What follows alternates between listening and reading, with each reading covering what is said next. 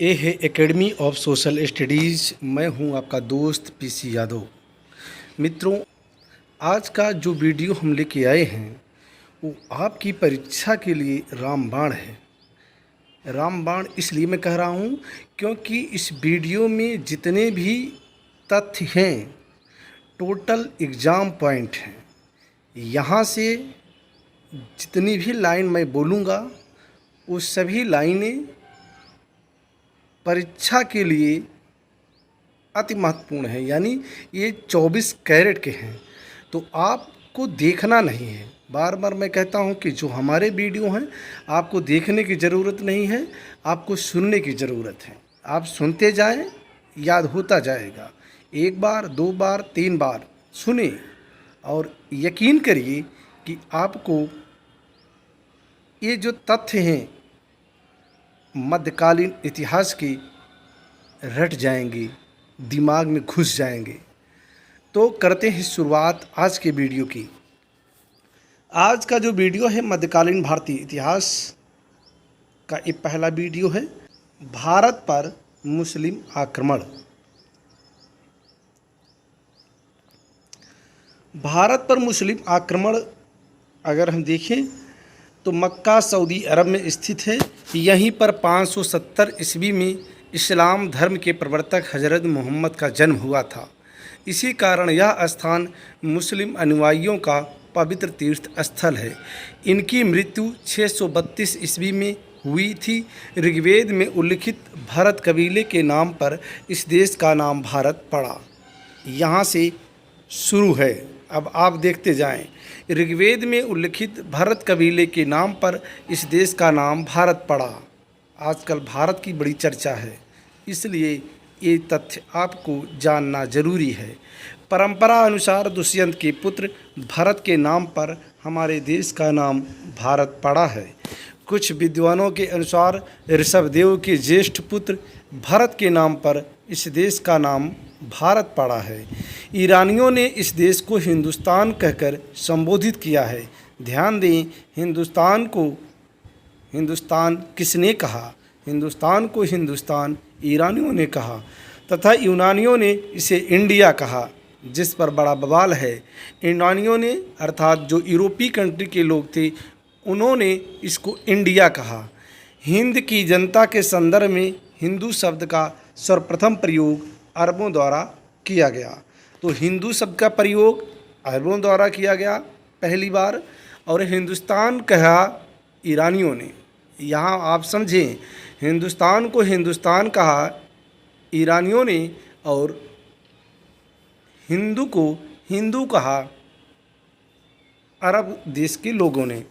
भारत पर पहला मुस्लिम आक्रमण 712 ईस्वी में अरब आक्रमणकारी मोहम्मद बिन कासिम के नेतृत्व में हुआ था। भारत पर पहला मुस्लिम आक्रमणकारी कौन था? मोहम्मद बिन कासिम था, और 712 ईस्वी में उसने भारत पर आक्रमण किया था। मोहम्मद बिन कासिम से पूर्व उबैदुल्लाह के नेतृत्व में एक अभियान दल भेजा गया, परंतु वह पराजित हुआ और मारा गया। यानी मोहम्मद बिन कासिम के पहले उबैदुल्लाह के नेतृत्व में एक दल आया था, लेकिन वह दुर्भाग्य से पराजित हो गया। अपने हिसाब से हम सौभाग्य कहेंगे, हम उसके हिसाब से दुर्भाग्य कहेंगे। इराक के हाकिम अल-हज्जाज ने मोहम्मद बिन कासिम के नेतृत्व में अरबों को सिंध पर आक्रमण करने के लिए भेजा। तो मोहम्मद बिन कासिम को किसने भेजा? इराक के हाकिम अल-हज्जाज ने। भारी संघर्ष के बाद अरबों ने 712 ईस्वी में सिंध पर विजय प्राप्त कर ली। उस समय सिंध पर दाहिर का शासन था। ध्यातव्य है कि भारत पर जो प्रथम मुस्लिम आक्रमणकारी थे वो अरब के रहने वाले थे। उस समय सिंध पर दाहिर का शासन था। फारसी ग्रंथ चचनामा से अरबों द्वारा सिंध विजय की जानकारी मिलती है। जो सिंध विजय की जानकारी अरबों द्वारा है, इसका जो स्रोत है वो है फारसी ग्रंथ चचनामा। प्रश्न पूछा जा सकता है कि अरबों द्वारा सिंध विजय की जानकारी हमें किस स्रोत से मिलती है? तो वो है फारसी ग्रंथ चचनामा। गजनी वंश का संस्थापक अलप्तगीन था। गजनी वंश का अन्य नाम यामिनी वंश भी है। गजनी वंश का संस्थापक कौन था? अलप्तगीन। गजनी वंश का अन्य नाम यामीनी वंश है। अलप्तगीन ने गजनी को अपनी राजधानी बनाया। 998 ईस्वी में महमूद गजनी का शासक बना। सर हेनरी इलियट के अनुसार महमूद ने भारत पर 17 बार आक्रमण किए। भीमदेव प्रथम जो 1022 से 1063 ईस्वी तक शासन किया, उसके शासनकाल में महमूद गजनवी ने सोमनाथ के मंदिर को लूटा। सोमनाथ मंदिर जो गुजरात में स्थित है। महमूद गजनवी का चंदेलों पर प्रथम आक्रमण 1019-20 ईस्वी में हुआ। उस समय चंदेल वंश का शासक विद्याधर था, जो अपने वंश का सर्वाधिक शक्तिशाली शासक था। यह अकेला ऐसा हिंदू शासक था जिसने मुसलमानों का सफलतापूर्वक प्रतिरोध किया। जो विद्याधर चंदेल था, उसको महमूद गजनवी पराजित नहीं कर पाया।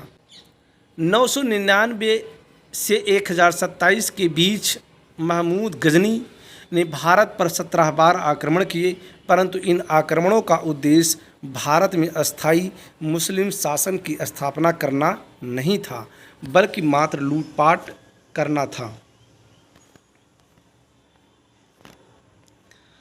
बगदाद के खलीफा अल-कादिर बिल्लाह ने महमूद गजनवी को यामीनुद्दौला तथा अमीन उल मिल्लाह की उपाधियां प्रदान की।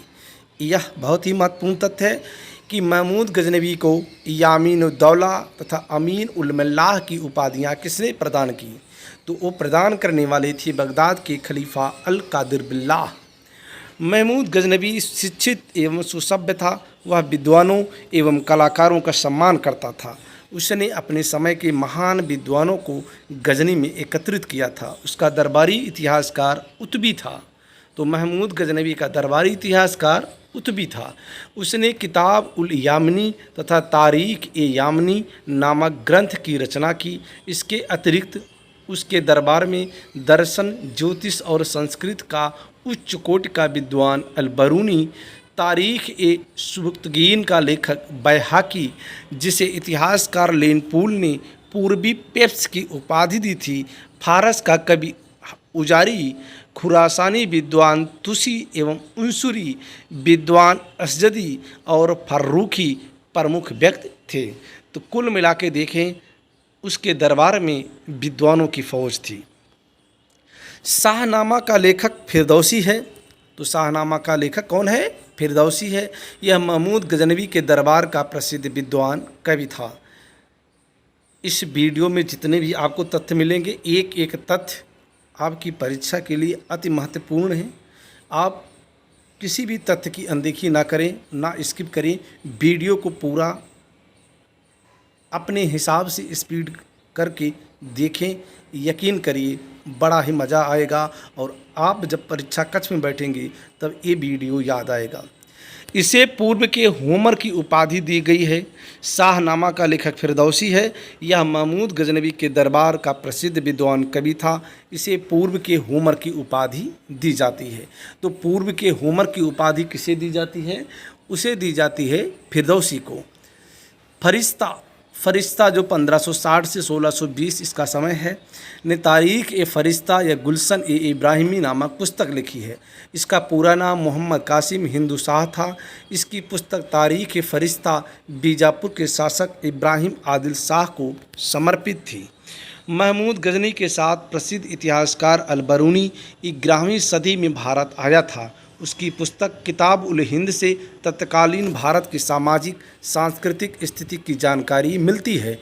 पुराणों का अध्ययन करने वाला प्रथम मुसलमान अल-बरूनी था। तो पुराणों का अध्ययन करने वाला प्रथम मुसलमान कौन था? अल-बरूनी था।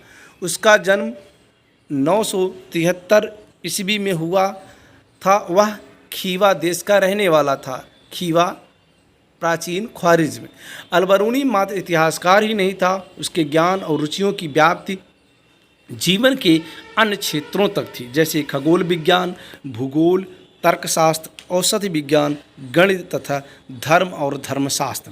उसने संस्कृत का अध्ययन किया और अनेक संस्कृत रचनाओं का उपयोग किया, जिसमें ब्रह्मगुप्त, बलभद्र तथा बाराह मिहिर की रचनाएं विशेष रूप से उल्लेखनीय हैं। उसने जगह जगह भगवद गीता, विष्णु पुराण तथा वायु पुराण को उद्धृत किया है। अल-बरूनी ने अरबी भाषा में तहकीक हिंद की रचना की थी। प्रश्न यहाँ से पूछा जाएगा कि तहकीक हिंद की रचना अल-बरूनी ने किस भाषा में की थी, तो वो भाषा थी अरबी। सर्वप्रथम एडवर्ड साची ने अरबी भाषा से इस ग्रंथ का अनुवाद अंग्रेजी भाषा में किया, यानी तहकीक हिंद जो मूलतः अरबी भाषा में लिखी गई थी उसका अंग्रेजी अनुवाद एडवर्ड साची महोदय ने किया। इसका अनुवाद हिंदी में रजनीकांत शर्मा द्वारा किया गया। संस्कृत मुद्रालेख के साथ चांदी के सिक्के महमूद गजनवी ने जारी किए थे। महमूद गजनवी द्वारा जारी चांदी के सिक्कों के दोनों तरफ दो अलग अलग भाषाओं में मुद्रालेख अंकित थी। ऊपरी भाग पर अंकित मुद्रालेख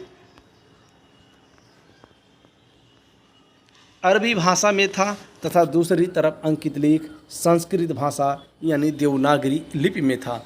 सिक्के के मध्य भाग में संस्कृत भाषा में लिखा था, अव्यक्तमेकम मुहम्मद अवतार नूरपति महमूद। मध्य एशिया के शासक शिहाबुद्दीन मोहम्मद गोरी ने 1192 ईस्वी में उत्तर भारत को जीता। यहाँ आपको याद दिला दें कि महमूद गजनवी भारत को लूटने आया था, पर मोहम्मद गोरी भारत को लूटने के उद्देश्य से नहीं आया था। शिहाबुद्दीन मोहम्मद गोरी का प्रथम आक्रमण 1175 ईस्वी में मुल्तान पर हुआ। तो मोहम्मद गोरी का प्रथम आक्रमण किस स्थान पर हुआ, तो वो था स्थान मुल्तान 1175, और 1205 ईस्वी तक वह बराबर साम्राज्य विस्तार अथवा पूर्व विजित राज्य की रक्षा के लिए भारत पर चढ़ाई करता रहा। 1178 ईस्वी में मोहम्मद गोरी ने गुजरात पर आक्रमण किया, किंतु मूल राज द्वितीय या उसका नाम दूसरा मिलता है भीम द्वितीय ने अपनी योग्य एवं साहसी विधवा माँ नायिका देवी के नेतृत्व में आबू पर्वत के निकट गोरी का मुकाबला किया और उसे परास्त कर दिया। तो अपने भीम द्वितीय ने मोहम्मद गोरी को पहली बार पराजित किया, यानी मोहम्मद गोरी भारत में जब पहली बार पराजित होता है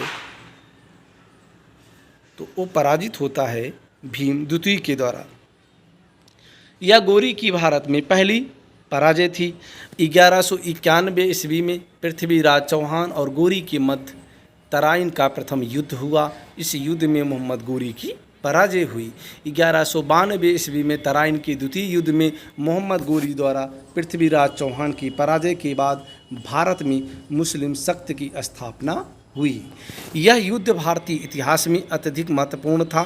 1194 ईस्वी में चंदावर के युद्ध में मोहम्मद गोरी ने कन्नौज के घेड़वाल राजा जयचंद को पराजित किया था।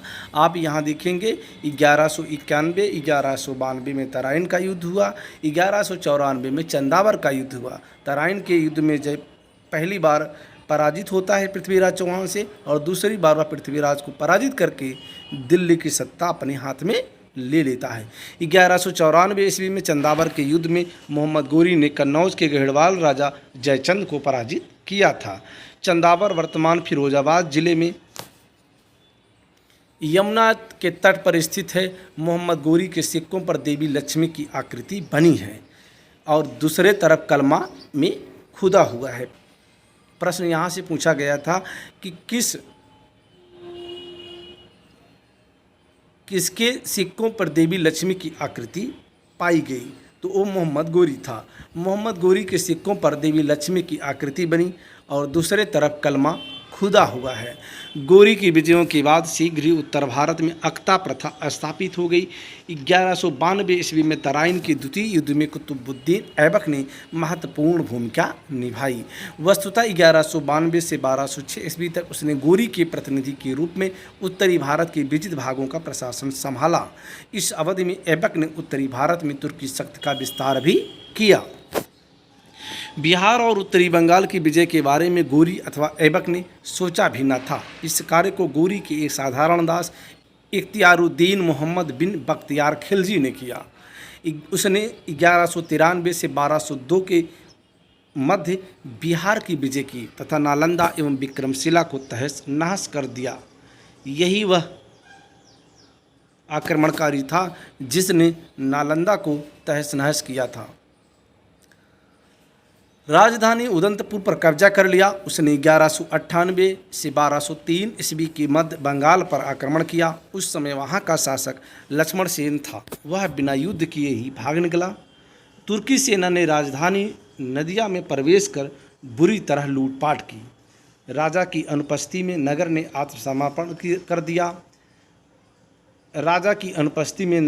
आत्मसमर्पण कर दिया। लक्ष्मण सेन ने भागकर पूर्वी बंगाल में शरण ली और वहीं कुछ समय तक शासन करता रहा। इख्तियारुद्दीन ने भी संपूर्ण बंगाल को जीतने का प्रयत्न नहीं किया। इख्तियारुद्दीन ने लखनऊ को अपनी राजधानी बनाया। प्रोफेसर हबीब के अनुसार तुर्कों द्वारा उत्तर पश्चिम की विजय ने क्रमशः शहरी क्रांति और ग्रामीण क्रांति को जन्म दिया। तो इस प्रकार आज हमने भारत पर मुस्लिम आक्रमण से संबंधित जितने तथ्य बनते थे उन सभी तथ्यों को एक संकलन के माध्यम से आपको प्रस्तुत किया। इसकी प्रत्येक लाइन को आप विशेष रूप से ध्यान से सुनें। इससे संबंधित हम MCQ भी लेके आएंगे।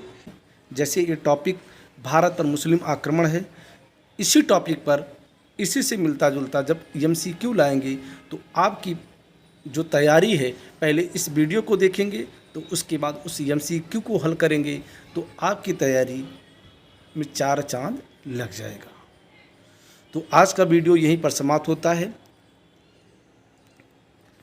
अगला वीडियो लेके पुनः उपस्थित होऊंगा। तब तक के लिए जय हिंद, जय भारत।